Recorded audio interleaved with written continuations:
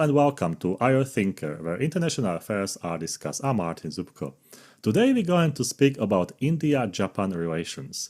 Those relations have been accelerating their dynamics, and they are aligning to more areas where mutual agreements are evident.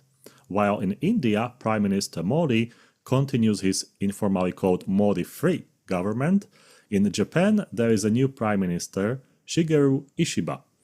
That's a good time to speak about India-Japan relations, and our guest today is Srabani Roy Choudhury. Hello? Hi.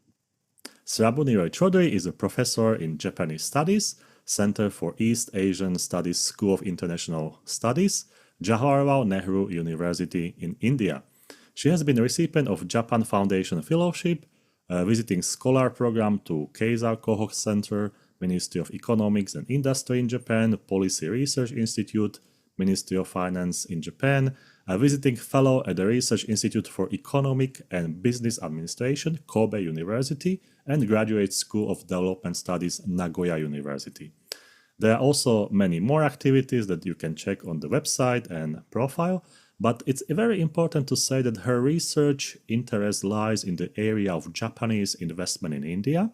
And also, she enjoys researching a micro level of firm studies, and all these wrap in international relations and global affairs. So I am very happy to have Srabani today to speak about this topic. And let's start with the first question. And I think this question is sort of fundamental because India has a special program. It's called SAGAR, which means sea in Hindu, but anyway, it's a security and growth for all in the region. It's a vision for India. And Japan has also a program, Free and Open Indo-Pacific.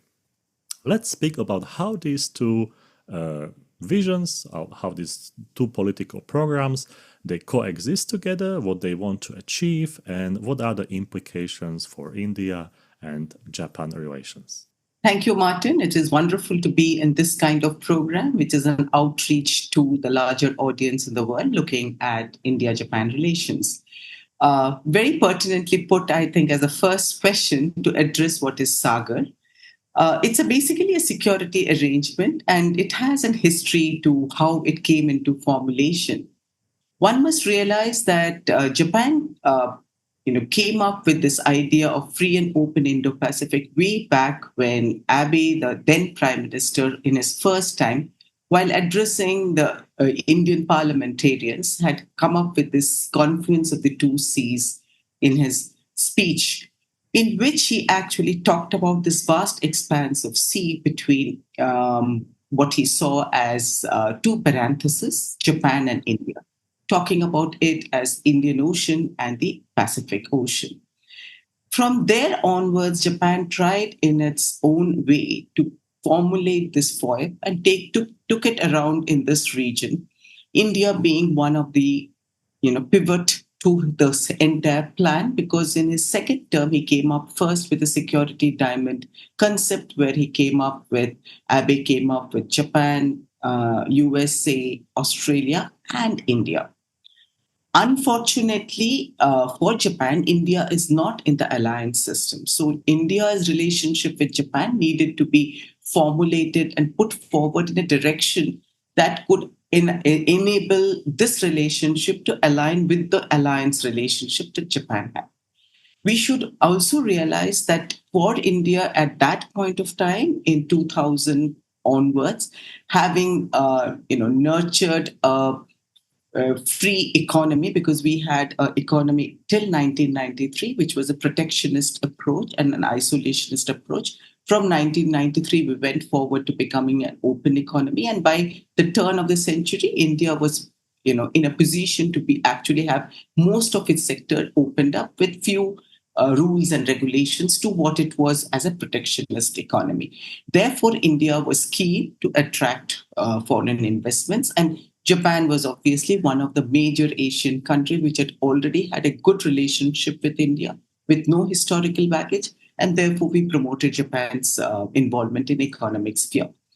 However, post 2006, when the strategic component of it started building, essentially because of China's own motives and presence and the aggressiveness that slowly percolated into this region's geopolitics and geostrategic considerations for India. Therefore, the sea started taking a much more importance than what it was previously to the Chinese presence in the region. As Japan formulated its foreign free and open Indo-Pacific policies, India needed to position itself. We've already went through once when we moved away from Quad, so Quad dismantled itself, and therefore, when Modi became the Prime Minister of India, concerns from my ministry, MEA, External Ministry, became very strong to formulate something in which we would give certain directions to what we consider as an Indo-Pacific. So was formulated this SAGAR, which is basically a security arrangement that the government of India put forward to talk about it across the maritime space. And this was the first time we have something which is a maritime security concerns with very strong pillars on security, on capacity building, on how to have a rule-based order within the system. But what was important at that juncture in 2015 when it was formulated was that we talked about it as an inclusive space, which was essentially a mark to sort of include China. And until then, the Indian approach towards China was to be more accommodative and make, to push them to follow rules, regulations by being part of the system. However, we must realize that over a period of time between 2015 and 2022, huge change happened between the relationship between these two countries. One was obviously the Arunachal Doklam, territorial contest, followed by Galwan territorial conflict during the pandemic. Both these has essentially pushed India to move more away from China and actually become much more friendlier to the alliance system.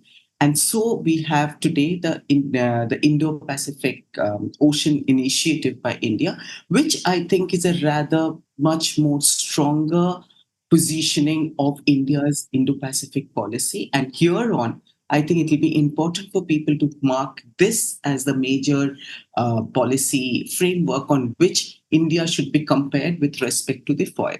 If we look at these two policies of the new FOIP and India's Indo-Pacific Ocean Initiative, we see a lot of convergences. Major convergences is in form of how to securitize this place, which could become a rule-based, which would follow the rules of the seas, the onslaughts, as well as other considerations, which is mapped within the littoral states as well as the major states within this region. The other is, of course, the capacity building and taking care of disaster, including blue economy, etc. So, which gives us fundamentally, basically, two major areas: securitizing this place as well as developing this space under the model of United Nations, which actually falls well within what Japan calls itself as the new free and open Indo-Pacific.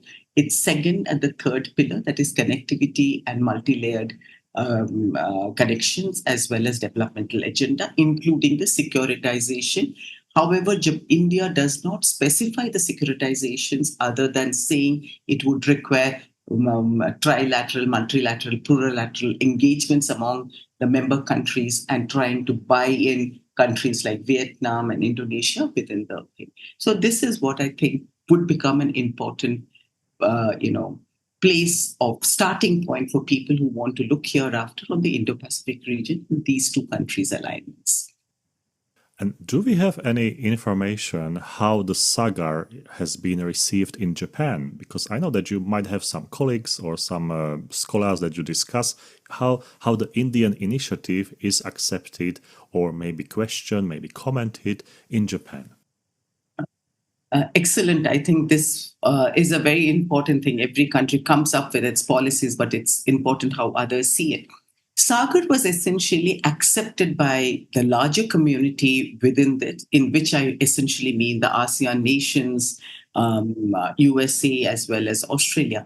But Japan was very unhappy, or to put it more diplomatically, questioned the inclusivity of India and in their various ministerial as well as summit meets, it was discussed, and yet India put forward the inclusivity within the SAGAR framework, essentially because India did at that point of time believe that inclusivity will encourage China to follow rule of law, will encourage China to accept the region as a multipolar region rather than what the intention of China was and continues to be as of today.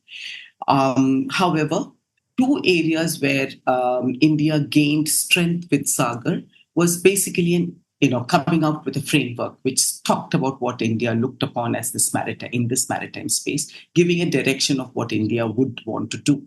Second, for the first time, I think the larger, smaller states or the ASEAN region started believing in what India talked about as a Act East policy. So long, India has been, because of its colonial past, been very much tuned towards the Western hemisphere, whereas now for India, the East was becoming important. And by maritime, consider the SAGAR initiative, which was basically a maritime security and maritime domain policy framework, it gave these nations a certain kind of comfort that India was going to become a regional actor within the region. Because remember, this is in 2015, 2019, you have the IPOI. I have one technical question, Professor, Yeah. and sorry for that. Is the SAGAR, or should we understand SAGAR as a completed document? So it's basically, it was written and it was finalized, or SAGAR is like concept that is developing by the time? I think this is quite important question for students and researchers. Yeah. I think SAGAR was an initiation towards what India would like to do in this region. And over a period of time, if you see at IPOI, you realize there is a further development, much more cleaner, neater, more, vectors of engagements have been more well defined. And I think this is exactly how a country proposes and then implements and then goes forward to gather momentum. And I think SAGAR was basically a base level. Right. That's a good to clarify, because from the European perspective here in the European Union, we mostly have finalized documents, but we know the Asian thinking is more open and flexible. So therefore, this is quite important to clarify. Let's move to the next question, and that's about security. We know that Japan is enhancing its military capabilities and increases defense spending. And there are many reasons for that. How this shift influence or impacts India-Japan cooperation in the Indo-Pacific? There has been certain directions with which our India-Japan relationship, with respect to the strategic component, as I say, today when we look at 2006, when special strategic, when we started off with the strategic relationship between the two countries, to 2016 when we made it special, it is very critical for us to understand that as we scaled our relationship, the strategic component actually took a much more bigger, level playing field between the two countries than the economics, which was essentially what was presumed to be or believed to be the major fundamental vector on which India-Japan relationship would be. The reason why strategic consideration took a lot more importance between these two countries was obviously China, one. But along with China, there were other regional compulsions that was pushing these two relationships. One was the neighboring states of India as well as neighboring states of Japan, the behavioral pattern changes that happened, which concluded for these two nations that a strategic alignment of these two nations would probably be able to create some kind of a balancing power within these two countries, within this region. These two countries, therefore, you see constructively talking about one working committee between foreign ministers, as well as 2+2 meetings, as we call them, between the defense and the foreign ministers. We have the our reciprocal provision of supplies and services of inked between these two countries, which is a very, very important and very, very rare kind of a agreement that is inked between two countries, which talks about actually strengthening military power of each other. Strong, obviously, is Japan being considered to be the seventh largest military power index, and having an index of, I think, 0.1175 power index, has capabilities which obviously would be very useful for India. And India has been one of the strong, spender with respect to defense in the defense sector.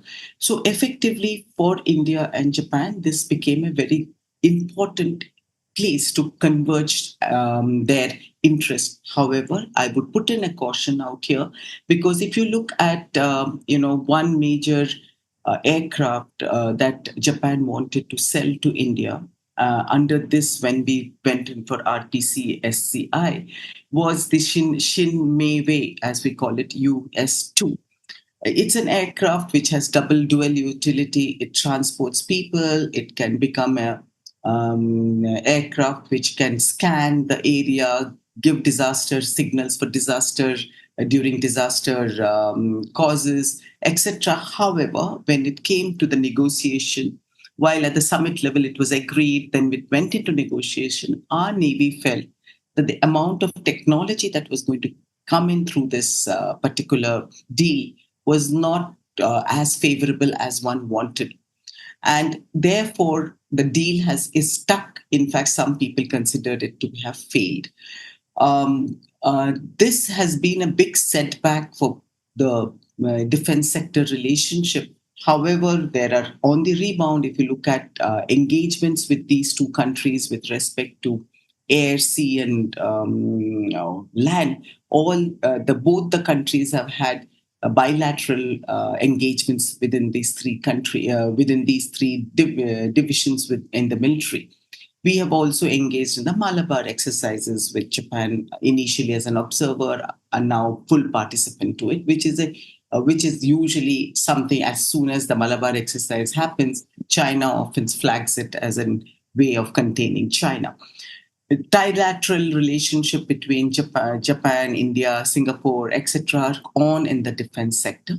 So effectively, if you look at the security aspect within the India-Japan relationship, huge developments, which actually has scaled it to the extent that today people are engaging. India is look at India-Japan relationship more through the prism of security rather than in the prism of economics or developmental programs, which was not the case pre-2006, where it was embedded only in economics and in aid program or developmental agenda of India as well as that of Japan.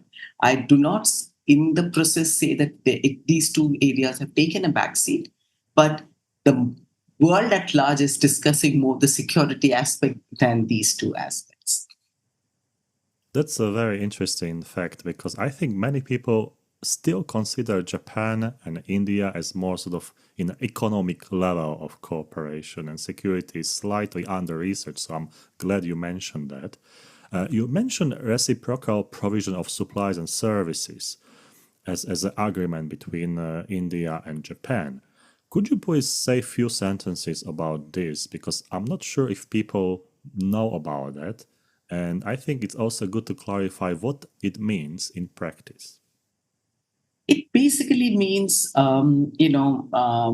military, exchange of knowledge as well as services, as well as technology between these two countries with respect to, strengthening the military power. It also looks at engagement, deeper engagement between these two countries with respect to,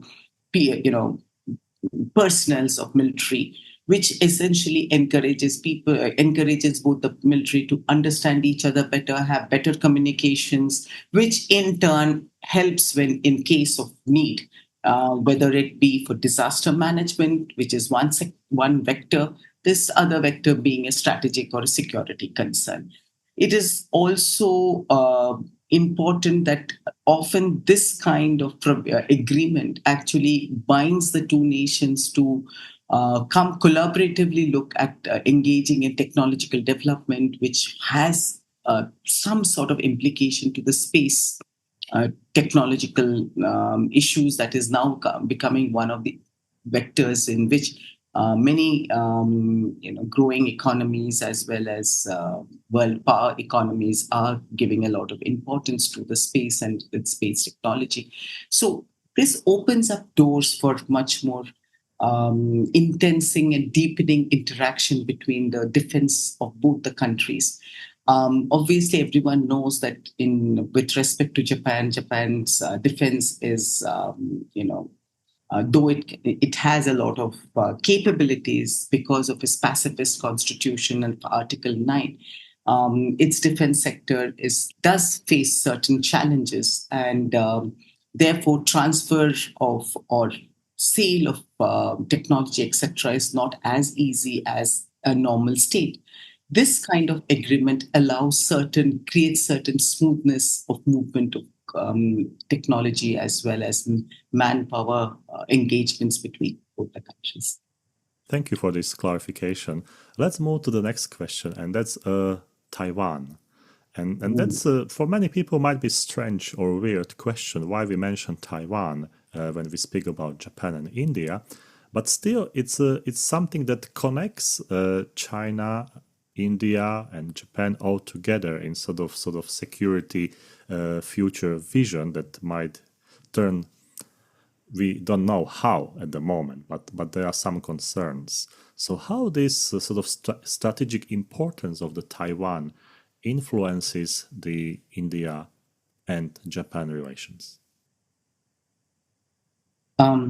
If you look historically, Taiwan was a country that was even not accepted within the political structure of India, simply because the Nehruvian principles accepted China, and we never really pushed ourselves to have an independent relationship with Taiwan. Over a period of time, we have definitely cultivated in the last 10 years, as there has been a tremendous movement between the two countries.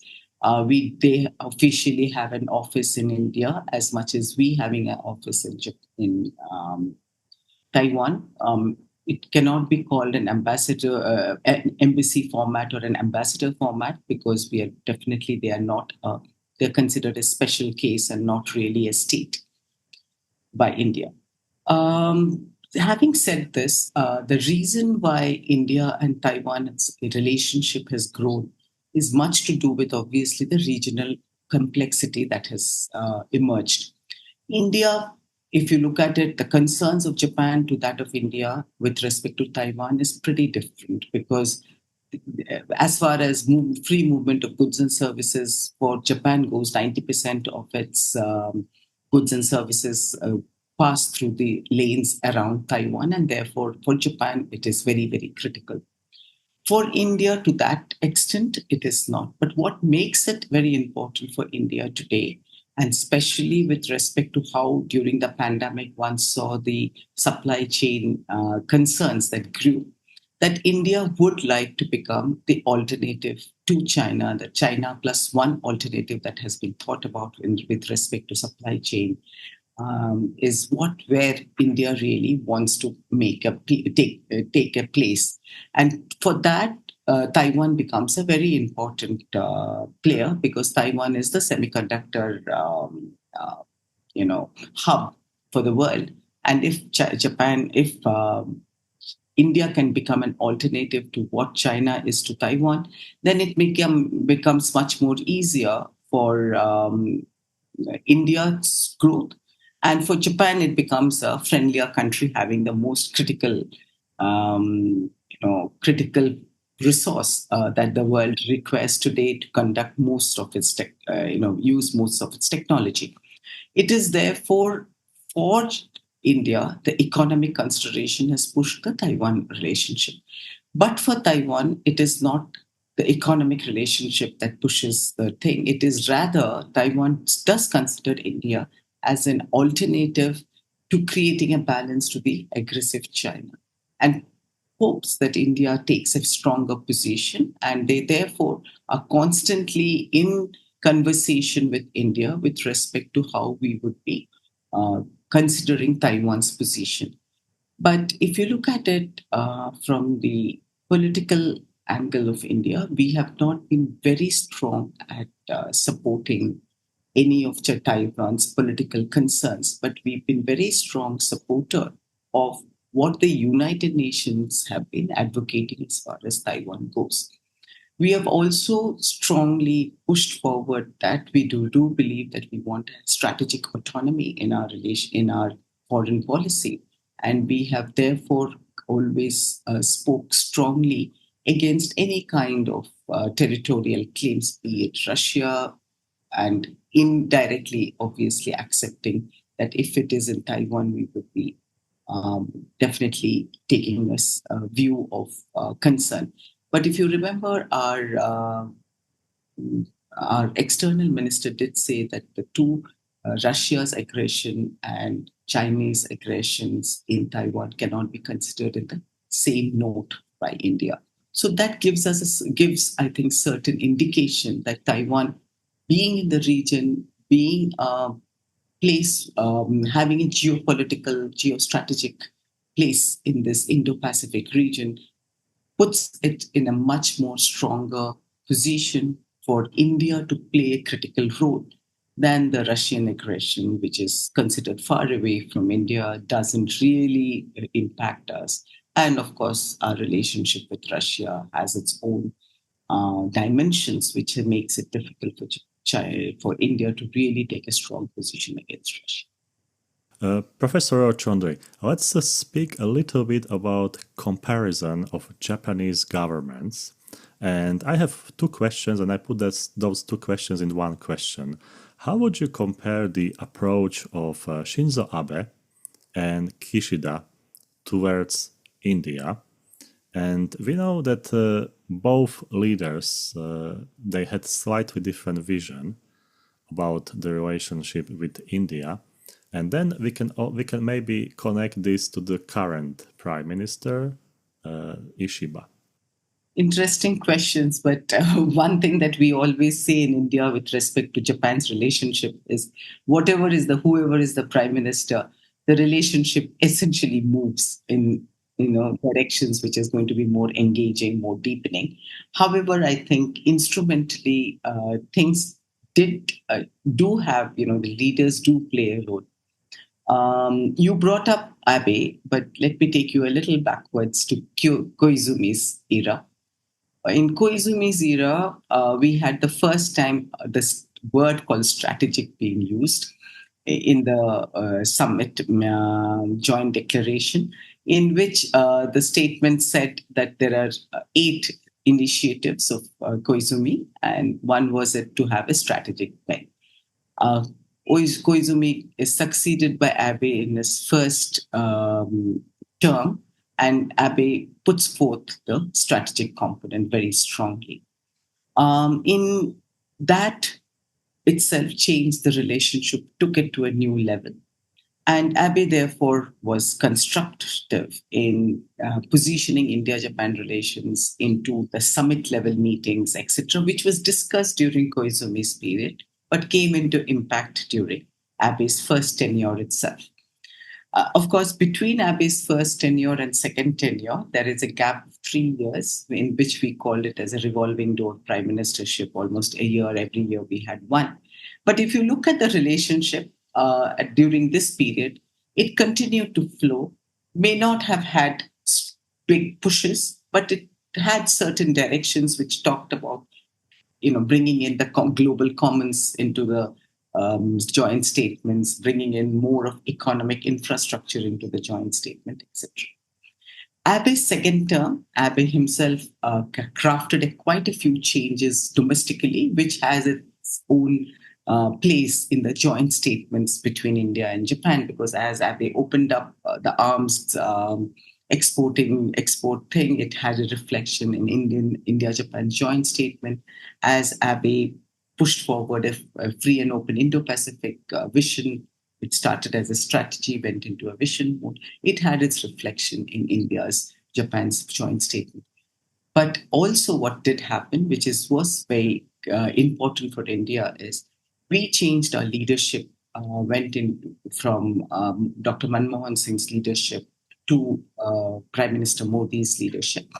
Modi had a certain vision, and he crafted it through various policies in economics. Make in India, Skill India, etc. came up, which was well crafted into the joint statement where Japan pushed forward the same policies as how Japan would involve itself in the policies that India was putting across, which actually led to what happens is the convergence between a lot of sectors. And we have today 72 working groups in the process, which is working on variety, right from space to water, sanitation, etc. So that is the kind of the canvas that has grown in with respect to India-Japan relationship with Abe's. Kishida comes in at a juncture where obviously the concern of the world shifted to the crisis that is there. And this created for India and Japan, like when Kishida was, I think within 4 hours, talked about, what is happening in Europe can easily happen in our region, which he indirectly meant the Taiwan, to which he expected India to immediately put forward an statement which would actually endorse Japan's view, where we did not, and therefore the strategic autonomy aspect came into being. And it was much talked about, I think, among most of the IR specialists at that point in time. Kishida makes his trip to from after having become the prime minister in 2022, and our joint statement clearly states that we do not agree to this territorial aggression, but we did not also adhere to what Japan wanted to say, that something like this happening in this region, etc. So that sort of before Kishida came, there was this. From Japan, newspapers as well as Indian newspapers felt the meeting might be very cold, but that was not how it went, and the meeting was quite well,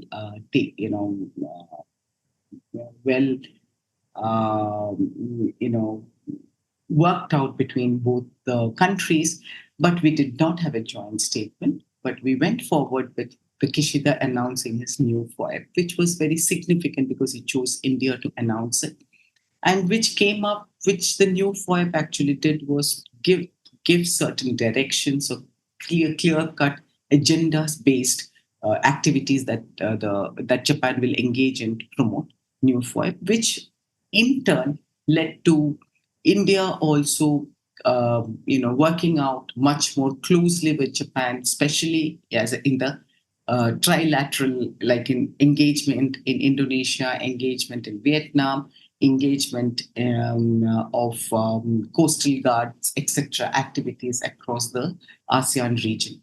India's focus towards West Indo-Pacific sector also grew during this period, essentially because what was happening in Pacific Islands, fear was that something like that might happen in the Western Indian Ocean region, where Japan felt India should work it out far better than if Japan were trying to involve, basically because of the geographical distance.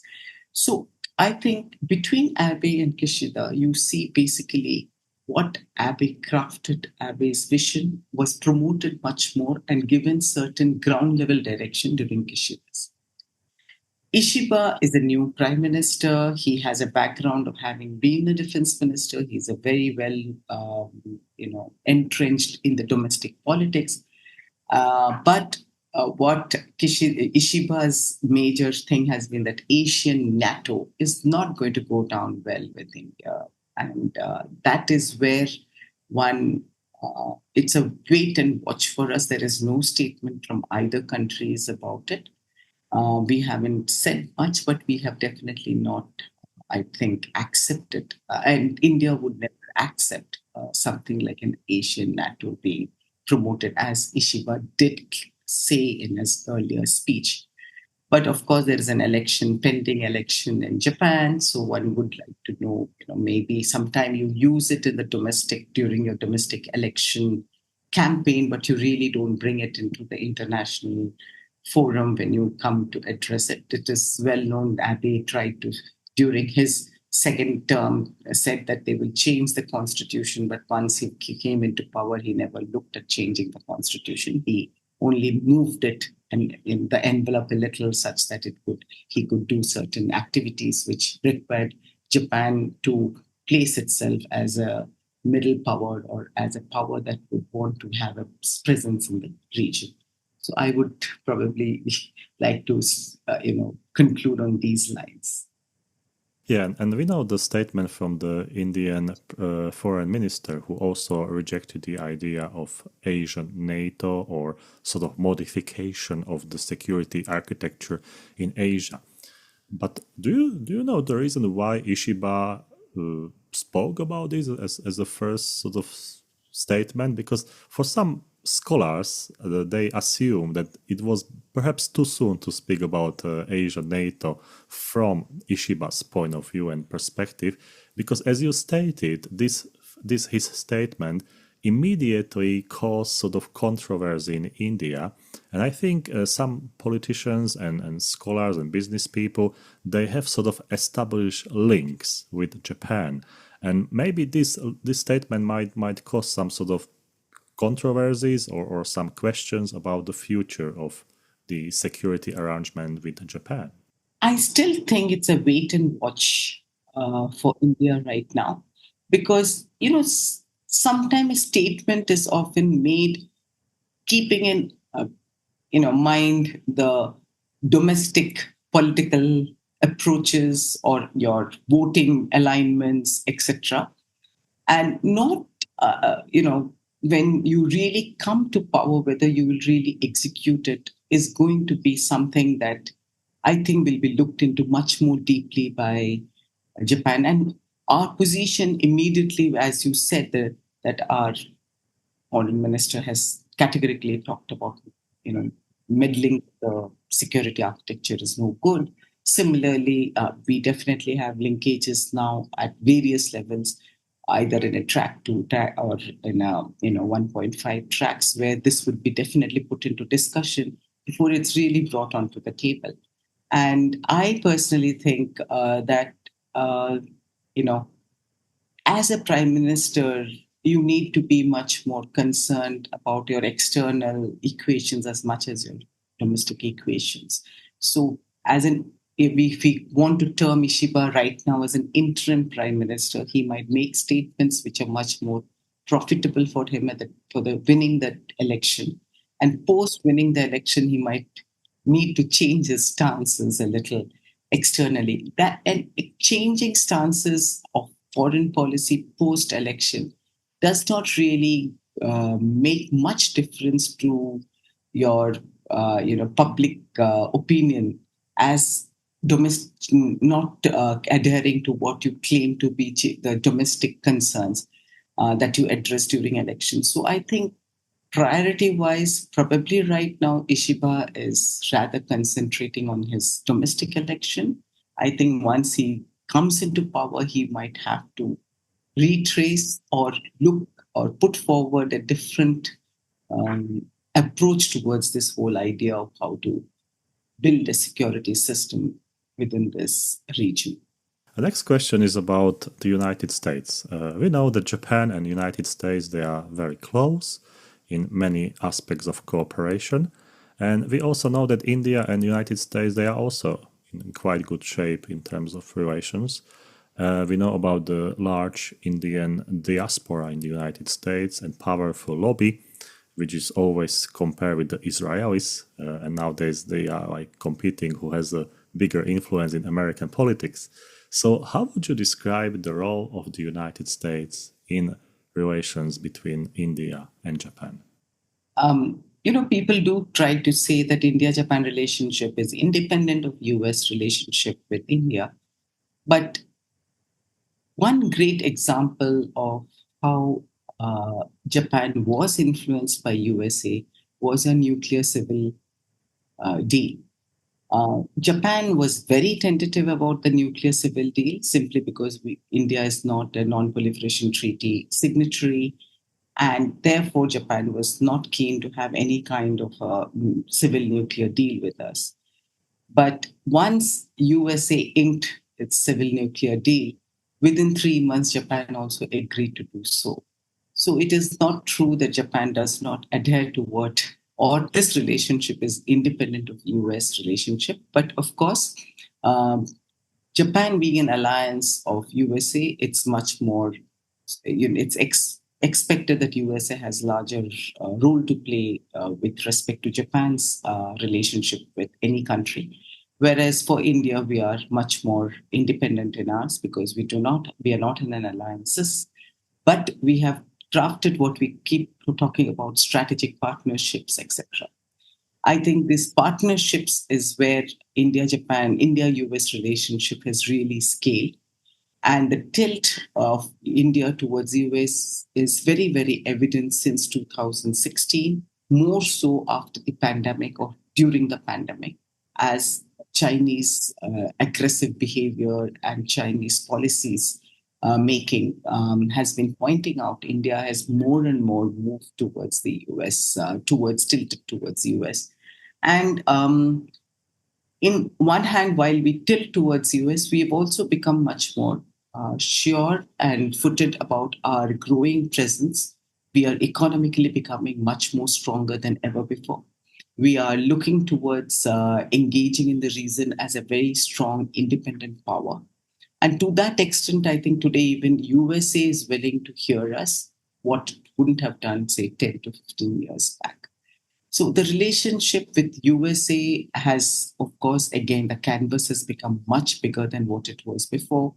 From a very, very cold relationship, we have now a very strong relationship where we are engaging in both strategic as well as developmental and economic concerns. We are also looking at partnering USA as well as Japan in engagements beyond the three with respect to developmental concerns or natural disasters. After all, the Quad is a formation where these four countries had engaged in taking care of the tsunami devastations that had happened. So it is now in a different way that India is engaging with both these two countries. But influence of USA in this relationship, I feel, will always be somewhere there, not visible, invisible linkages. And the USA will definitely keep a close watch on how this relationship progresses. And because it has its own power game in the East Asia region and its own power calculations will embed this relationship into creating a fulcrum of what it would want, how it would want to engage in this region. There is a case of recognition of Arunachal Pradesh as a part of India. And of course, the biggest role or biggest actor is China when it comes to this question. On one hand, Japan has a tremendous trade with China, and we know that from the statistics. India and China, they have, as some people say, very intense relations in a more negative than positive way. And now I would like to discuss this with you, how India and Japan can influence Chinese assertions or Chinese aggressiveness in terms of what is China doing, either in a, for instance, dispute of the borders, of dispute of the territories. Is there any bilateral initiative between India and Japan to approach China? China's relationship with Japan, as the textbooks will always say, it's Seiri Bunri, basically keeping the politics away from economics. So economically, they had strong engagements, whereas politically, they differed. But no longer is that possible. One has seen how, and everything is so intertwined today. To say you have an economic consideration, keeping it away from the strategic or security consideration is very, very difficult to look into. You addressed Arunachal. Arunachal between India and China has a long history. Each of us claim historically how they are part of us. The McMahon line drawn by Britain becomes the major reason why India will always continue to say that Arunachal Pradesh is ours. It is obviously very sensitive because it has peaks, which has security strategic considerations. What is very interesting is if you do away with all these political reasoning behind where what is, there are two very good infrastructures that can be created with two very big, one is Namyang and other is Kinkutu. These two places can become very good points in which economic integration with China's region of Yuhan and Xinjiang can be done with respect to India as well as the bigger, thing of in with Arunachal Pradesh roadways right from Tibet, it can go up to Myanmar. So you leave out the political dimension. There is a reason why you can have a strong economic connect. A set of narrative is there within the academic circle which talks about if you engage in this kind of an infrastructure development, it is double-edged because it does give you economic corridor. It also can allow for faster movement of military. So it has its own concerns. Um, and therefore, but if you can engage in this, then maybe economically, if it is so entrenched, then China and India might look at the border very differently. But this is a long shot. Currently, the way it is positioned, one doesn't expect much changes with respect to the border disputes that continue to bother both in Arunachal area as well as in the Galwan area. What India and Japan have moved forward is with what they call is as the Bay Initiative and Northeast Initiative of Japan, where Japan is engaging in infrastructure development and connectivity concerns of concern within the northeast of India, which has a strong linkages to that of the Southeast Asia, mainly Thailand and beyond. And there is a discussion of creating through Bangladesh a Bay Initiative, which is pretty similar to what the value chain that has been created between Thailand and Cambodia, and therefore which has a strong implication for Japan's both economically as well as in strategic considerations.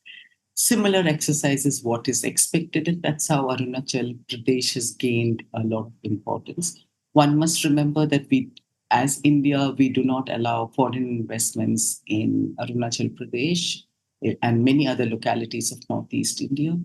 But Japan is one of the exceptions. Like even in Andaman Nicobar Islands, they have been allowed to invest, which are basically very sensitive region for us, which actually talks about the trustworthiness that we have with respect to Japan. There is a question from students.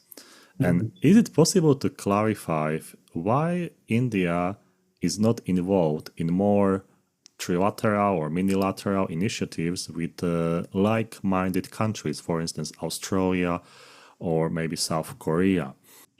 I'm surprised when this question is being raised because India has a lot of FTAs with all these, countries like South Korea. We have an FTA or comprehensive economic partnership. With Australia, it was a little slow, probably. We personally always say from our academic narratives that Australia did not really look at India for a long while. But it has been growing in leaps and bounds in the recent years, not only because we have a diaspora in Australia, but I think Australia finds it easier to engage with India simply because, English being easily accepted language in our diplomatic circles, etc., as well as the fact that there is a lot of economic, convergences or economic, strength of in engaging with India.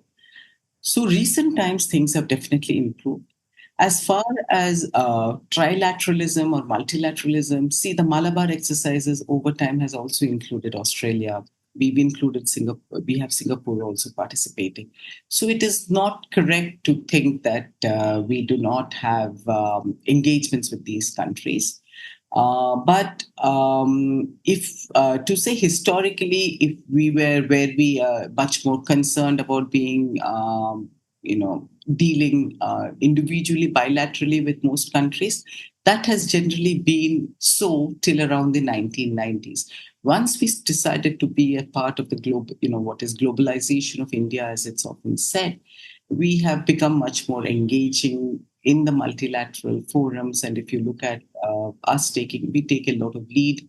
G20 is one place where India has taken a strong leadership positions with respect to carrying the smaller littoral states and their global concerns to the world forums. So it is, we are, for instance, in BRICS, which is initiative which is, where the OECD countries don't have a presence. So it's wrong to believe that there are a lot of good examples to say that we are engaging bilaterally and trilaterally. May not be where USA is there and Japan is there. For instance, we are not there in RCEP, which, of course, USA is also not there. We are also not there in CPTPP, where again USA is not there. So, if you look at more multilateralisms towards that region, maybe we are not having that strong a presence as far as, when you look at it.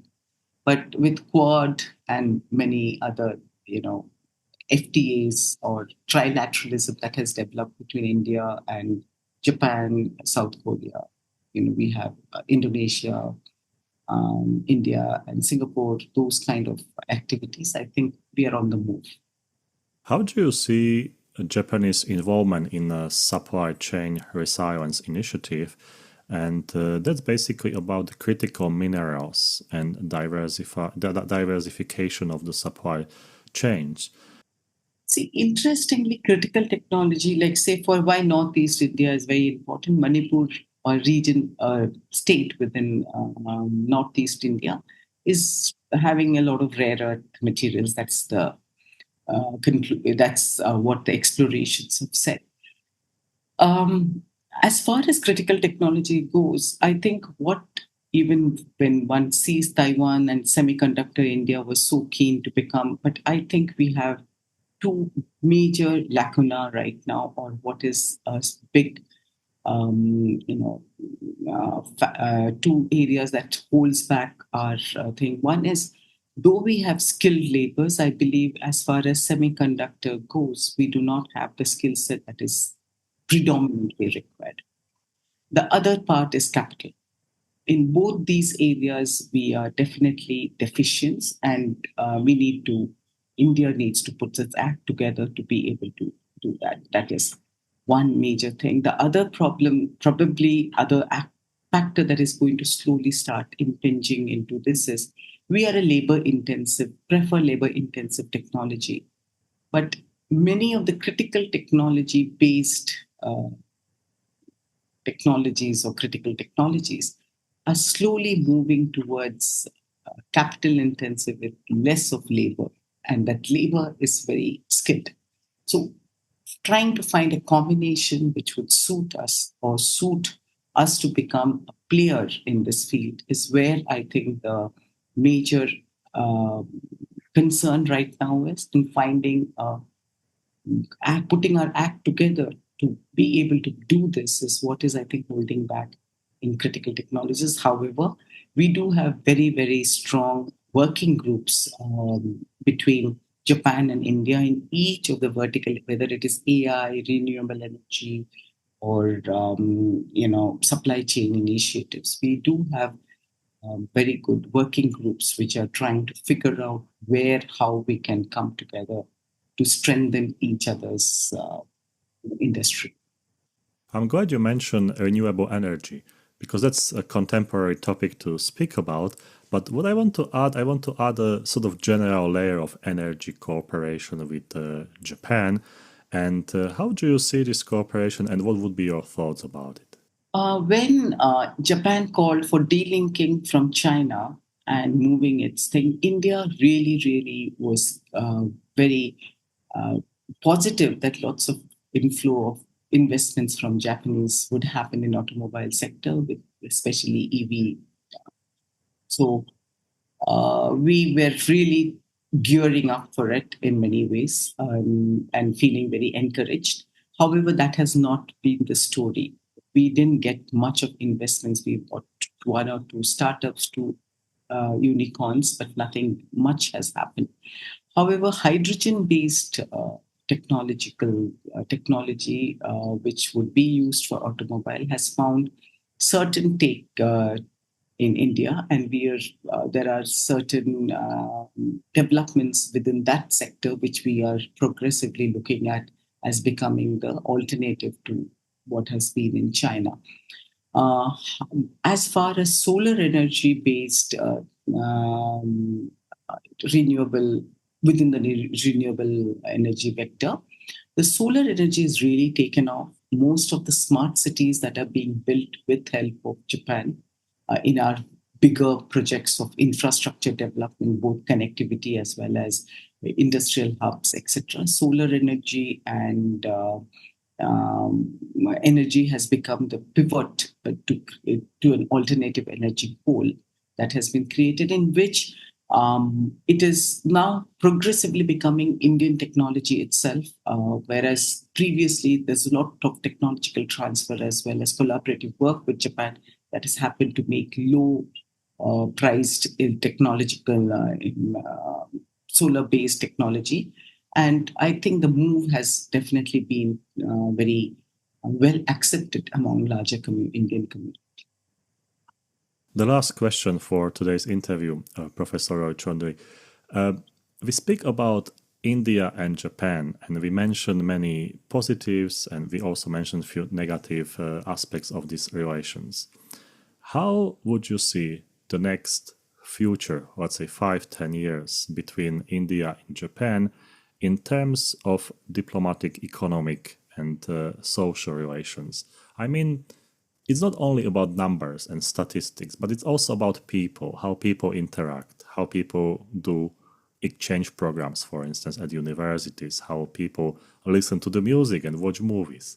So I'm interested in that sort of aspect that is not that much discussed online. And I think you have a great experience because you were in Japan and you know the scholars, you live there. So you might tell us a few interesting ideas about this. You know, when India-Japan relationship reached 70 years in 2022, it was really believed that one sector that has really been neglected is people-to-people's exchange, especially with respect to tourism, with respect to education, higher education, like inflow of Indians to Japan versus Japan to India to that, the ASEAN nations. It's very, very poor. There has been, therefore, attempts both from at the government level, at the business level, at the uh, you know local community level, adaptation of sister prefectures, etc., has been built with the idea previous to the 70 years, with the idea that people to people's exchange would improve. There has been substantial improvement. Higher education has, especially in STEM subjects, there are students who are looking at Japan, but obviously not the scale that one sees, say, even from China to that of South Korea to what it is in India. Um, we are, if I were to say between my time in Japan first time and now, I do see a proliferation of restaurants which serve similar Indian foods. Of course, many of them are run by Nepali um, people, which are our neighboring state, but India's image is improved over a period of time. We are considered to be a very techie country. We are also considered to be a Bollywood country where we have a lot of movies which are well received in Japan. There's lots of yoga centers today, music, Bollywood music and dance centers. All this are very, very strong.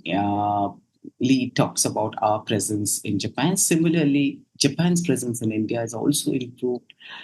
Food, for instance, sushi has become a much accepted food in the wedding, which is one of the most place where we say it shows how much of interest common people have, or larger majority of people have. So the taste of Japanese food, Japanese culture with respect to what, not only listening to Japanese music, which are, often, from the invited by our cultural council or Japanese embassies,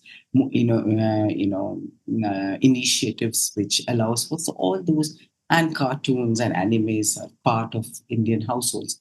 But I think this is one sector that both the countries at many levels are working very hard to really improve.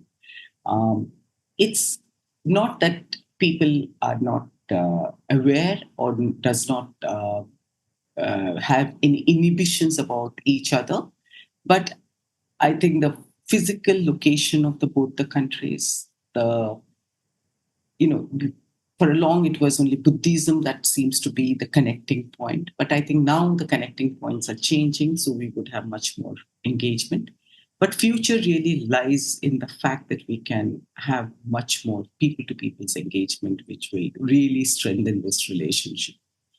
How will the diplomatic relationship go from here on? I think I can only see a progressively much more deepening relationship. And I uh, strongly believe that both of us need each other, which is what both the countries' premiums talk about. It's not that only we need Japan; Japan also need us.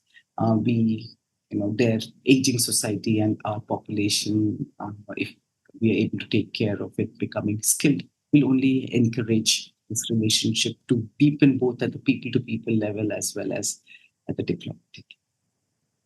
Professor Srabani Roy Choudhury, many thanks for your insightful thoughts and sharing your experience, your knowledge with us about India and Japan.